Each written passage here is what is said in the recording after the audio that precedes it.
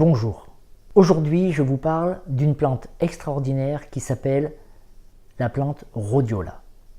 Cette plante est issue des zones extrêmement arides, extrêmement froides de la steppe sibérienne.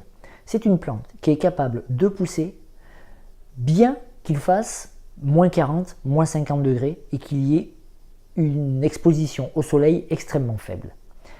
C'est une plante dont l'usage traditionnel dans les pays du Nord, en Sibérie et dans la Grande Russie, remonte à plus de 200 ans. On sait que cette plante servait à maintenir le moral et le physique des troupes, des soldats du tsar.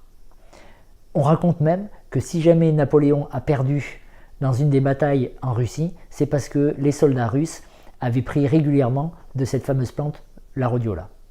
Alors comment agit cette plante ? En fait, c'est une plante adaptogène, c'est-à-dire qu'elle a la capacité de s'adapter directement aux récepteurs présents dans le cerveau.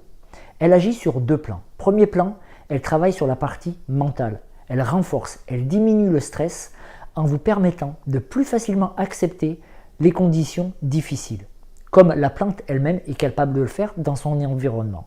Donc, elle diminue les risques de stress, du moins de stress ressenti, et surtout elle renforce le mental. Vous vivez les mêmes événements, mais vous arrivez à prendre du recul. Deuxième point tout aussi important, elle renforce aussi la capacité physique et donc la résistance au quotidien. Vous allez vous sentir moins fatigué et vous allez pouvoir envisager de travailler plus sereinement. Cette plante a la particularité de ne pas pouvoir être stockée, mais surtout elle n'agit pas immédiatement. On pense qu'on peut réellement bénéficier des effets du rhodiola à partir du moment où on a commencé une cure depuis 15-20 jours. Bien entendu, avant cela, on en sent un petit peu les usages, mais au-delà de ça, ça devient vraiment quelque chose de très profitable à partir de 3 semaines de cure et donc il faut impérativement continuer.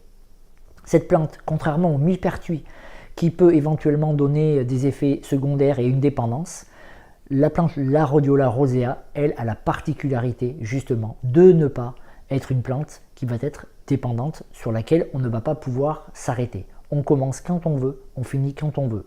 Cette plante, évidemment, encore une fois, est idéale pour passer la partie hivernale. Donc, si vous souffrez du stress, si jamais vous avez beaucoup de travail à effectuer, si jamais vous sentez que c'est une période difficile à gérer émotionnellement comme physiquement, dans ce cas-là, n'hésitez pas.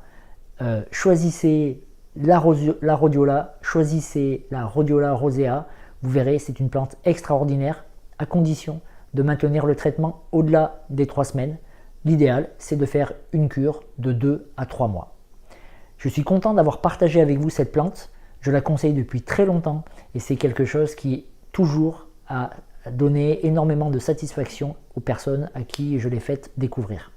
Je vous remercie et je vous dis à bientôt.